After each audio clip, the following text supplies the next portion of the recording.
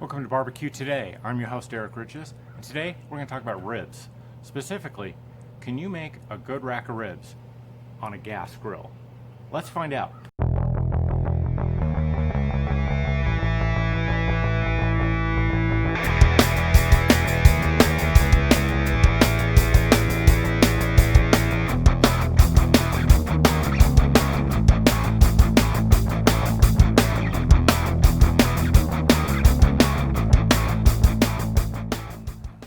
In order to make great barbecue ribs, we need to be able to cook them at low temperatures for a long period of time, and we need smoke. That's the recipe. Now, our gas grill gives us a challenge. The burners in the grill heat the air. It draws air in from the bottom of the grill and it vents out through this top section, which means we're not holding on to the air inside the grill for very long. On a smoker or a charcoal grill where the airflow is managed, we can keep that smoke around the meat. It stays bathed in it. Here, the air is going to flow through, and it's going to flow through quickly. So that's the big challenge we're going to be addressing in this video. There are several ways we can make smoke on our gas grill. First of all, if your gas grill comes equipped with a smoker box and dedicated smoker burner, use that. Follow the manufacturer's suggestions for the use. The other method, the old traditional one, is to wrap wood chips in aluminum foil. I'll show you that in a minute. This packet, this little smoke bomb of wood chips, is then placed in the grill close to the burner, and the burner of the gas grill causes the wood chips to smolder and release smoke. There are other ways that have come along. This is called the Amazn tube. It's a stainless steel tube. It's open on one end, closed on the other. You fill it with wood pellets, set it in your grill, and then light one end of the wood pellets. They then burn from one end to the other, slowly releasing smoke. This is the 12-inch version, and it will produce smoke for approximately 4 hours. They make a 6-inch version. It'll produce smoke for about 2 hours.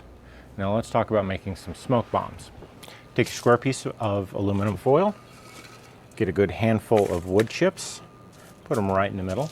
Now, in years past, people used to always say to use wet wood chips, to damp more accurately. Soak them in water, then let them drain for about 30 minutes before you use them. The problem with this is that before the wood begins smoldering and releasing smoke, it first has to dry. That means that all that water still trapped inside the wood has to escape in the form of steam before the wood will begin to burn. What it does is it slows down the start of when smoke is going to first appear. It doesn't lengthen out the time period in which smoke is made. So let's go with dry. Fold up your aluminum foil into a nice little package shape, however you like.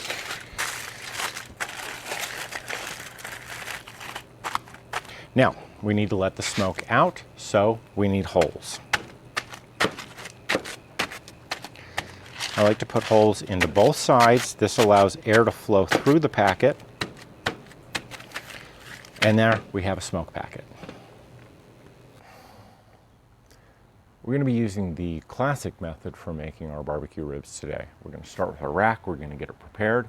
We're going to put a rub on it, and we're going to put it on the grill. We're going to cook it low and slow for a long period of time. To keep our ribs from drying out too much, we're going to wrap them in foil, add a little apple juice, and let them cook a little bit longer. Then we'll take them out of the foil, help them develop a nice bark, and then we're going to add sauce. Sauce, of course, is always optional. The rub I'm going to be using today is a classic Kansas City style. I'll put the ingredients up here. You can pause and write them down if you'd like, but I'm going to put a link down below where you can find all of my favorite rub recipes for ribs. So let's get that rub together. Now this recipe is going to make about enough rub for 1 rack of ribs. If you're doing 2 racks, you'll want to double the recipe.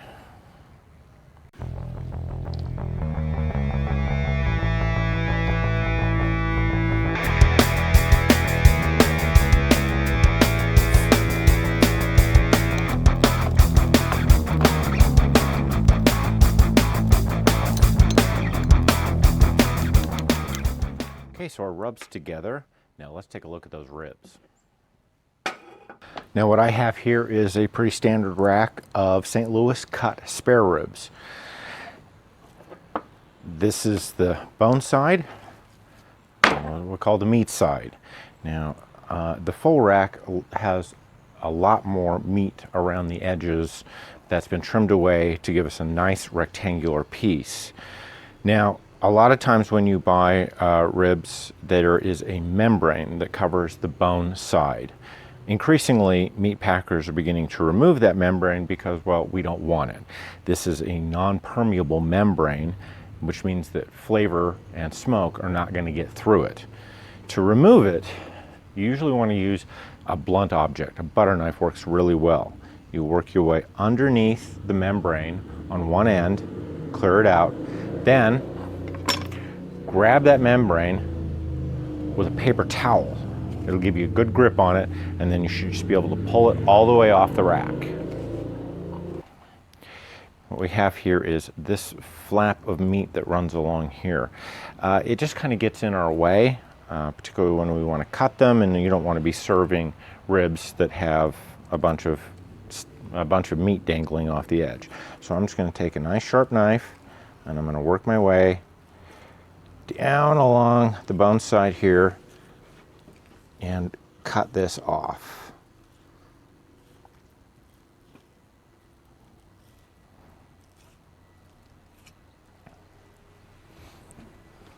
Now you'll also notice I've got some dangling bits of fat here.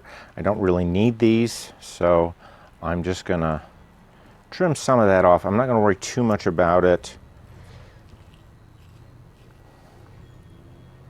It's just going to get in our way, and we don't need that fat to keep the meat moist. You can go ahead and remove any other little loose bits if you want, but for the most part, this is the rack of ribs we're going to be cooking. Now there are a lot of competition cooks. They're going to tell you that you need to cut off these ends here where you don't have good bone, but there's no point in throwing away good meat. So I don't do that. Now we're going to apply our rub. I've used paper towel to pat away any extra moisture that's on here. And what rub sticks is the rub we need. We're not actually going to rub it into the meat. We're just going to come along here and we're going to sprinkle it on here, pat it around a little bit, and get a nice good coating. We want to focus a lot of our rub on the meat side.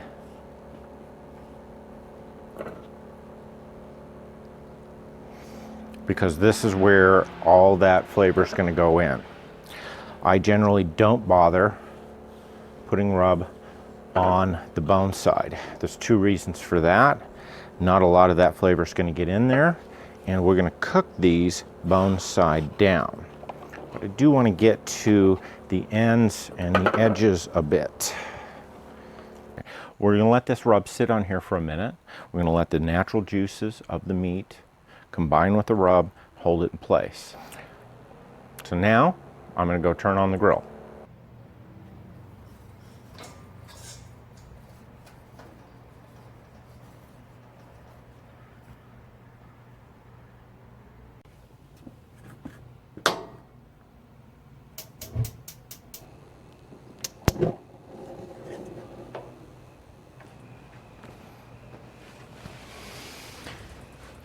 We want to cook our ribs indirectly. Now I have a 4-burner gas grill. This gives me the space in the center with the 2 end burners lit. I can set 2 racks of ribs inside the grill.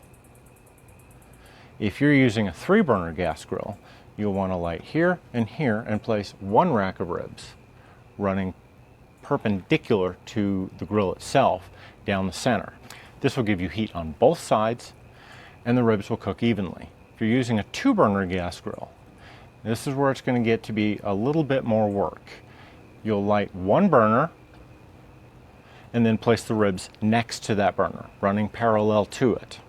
The ribs will have to be rotated periodically to keep the heat even. Now I know what you're thinking. You're going to go through all this work and only have room for 1 rack of ribs. Well, there is a solution to it. On the market, and you can find them online, are many different versions of a rib rack. This one looks very much like a letter organizer, but the racks of ribs are set in between these spaces here, and this unit will hold 4 full racks of ribs, either baby backs or spares, and it will still fit inside the grill between 2 burners. But with a rib rack, you can do up to 4 racks of ribs at a time, which is really quite good if you think about it. If you're using the smoke bomb method for producing smoke, you'll want to be able to get down to the burner. Now, depending upon your grill and the size of grill you have, you can remove one of the cooking grates and set the others, or other, in the space in the center, giving you plenty of room to cook your ribs, while still giving you access to the area where you're going to put your smoke bomb. I've put my little smoker tube in here, which has been filled with little wood pellets, and I've let it heat up. Now, some people use a blowtorch to get this lit. I'm just going to use one of these little butane lighters because, well, they're a lot more common. A lot of people don't have a blowtorch handy. It'll take a minute. I just want to get the pellets on this end lit. They'll burn for a minute. You'll actually have a little bit of flame, but that will die down and they'll just smoke from one end to the other. If you're interested in getting one of these, I'll put a link to it down in the description. Okay, so my smoker tube is now lit. You can see that there's a little bit of smoke coming out here. Now, once again, we've got a nice low smoke coming out of here. We don't need a lot, but we do want it over a long period of time, and this is going to give us plenty of time to get our ribs cooked. Okay, so the grill is ready. We've got some smoke production going on here. Let's get our ribs placed in here. Now remember, if you're using a 3-burner gas grill or a 2-burner gas grill, would orient them this way. But since I've got a nice big grill here, I'm going to set them in this way. And I want to get them nice and centered. Push together on the ends so that that meat can cook nice and evenly. Now we'll just close down the grill and we're going to let it go for a while. Now you can see that our little smoker tube in there is doing its job. We've got good smoke production coming out the back of the grill here. Our ribs have been on the grill for about 30 minutes or so. You can see that we've got a nice brown color, and you can start to see along here where the meat's beginning to pull back a little bit from the bone. Right now, our ribs are not cooked, but it's time to wrap them and go for our next phase.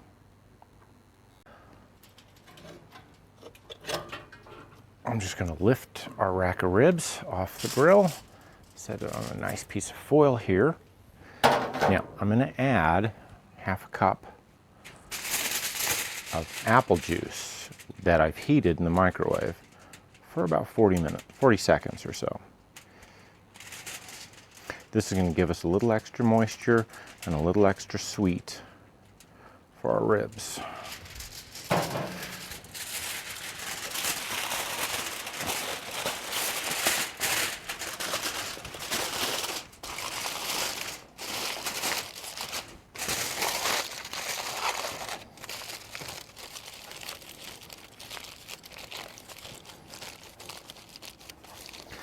Make that nice and tight, and we're just going to set it right back on the grill. Now that our ribs are back here, we're going to adjust our heat. We're going to bring it up to about 350 degrees. Now, we don't need our little smoker tube anymore because we're not going to be getting any more smoke in there. I'll clean that up in a sec. And we're back to cooking for about 30 more minutes. So our ribs have now been wrapped and on the grill for another 30 minutes. And they're pretty close to being done.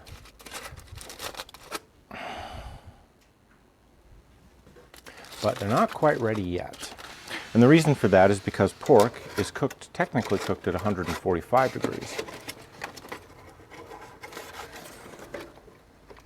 But barbecue, Well, barbecue is cooked at 195 degrees. We need to get to that final temperature. So we're going to keep them on the grill here, and we're going to let the surface dry down and help us build a nice bark surface. With our ribs unwrapped, we've lowered our temperature down to about 250 again, and we've given our ribs about 10 minutes for the surface to dry down. I've got my barbecue sauce here. I'm using a Kansas City style sauce to match our Kansas City style rub, and I'm just going to start putting coats on here. The secret to well-sauced ribs is actually several thin coats. This allows the sauce to cook in and make a nice sticky surface.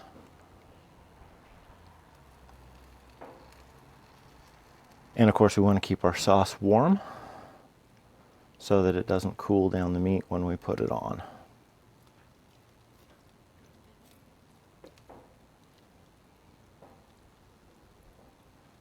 And we're just going to sauce the top surface. We're not going to worry about the bottom.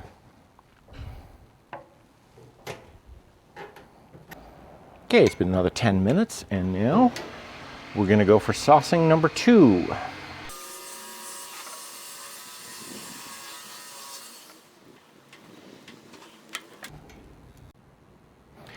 Ten more minutes, and now our third and final saucing. We'll let these ribs go a few more minutes. We'll let this last coat of sauce cook in, and then we're going to cut them up and eat them.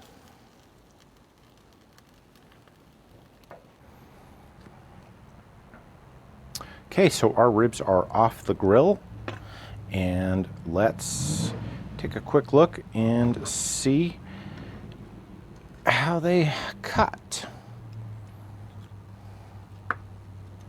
I'm just going to go and take out one of these nice little mid pieces. Just slide down from the top.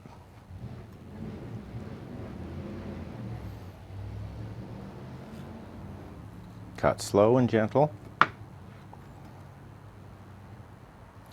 Now, because we used a gas grill, we're not going to see a lot of smoke, but we're still going to see a really delicious, very tender rib. So let's give one of these a try, see what I think. Now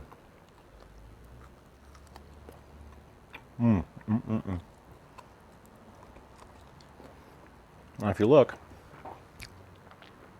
where I take the bite, the meat comes cleanly away from the bone, and yeah, the bones are still in there.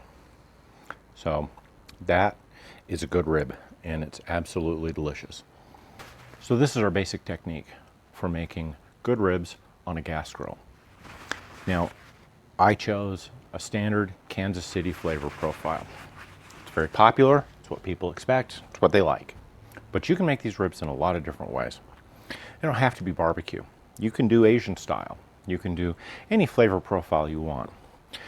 Just to make a couple of quick suggestions, if you're looking for something a little sweeter, instead of using apple juice when we wrap our ribs, use apple jelly. There's going to be extra sugar to it. It's going to soak in there. It's going to give it a much sweeter flavor.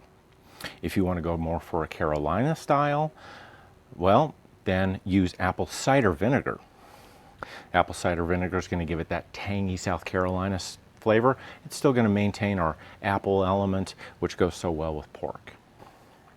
I have links down below for rubs and sauces that you can use. You can mix and match. You can follow whatever flavor profile you want, and I'm sure that you're going to want to do this again and again and again. I hope you enjoyed this video. If you did, please give it a thumbs up and consider hitting the subscribe button. I would really appreciate it. Until next time, I'm Derek Riches. Thanks for joining me with Barbecue Today.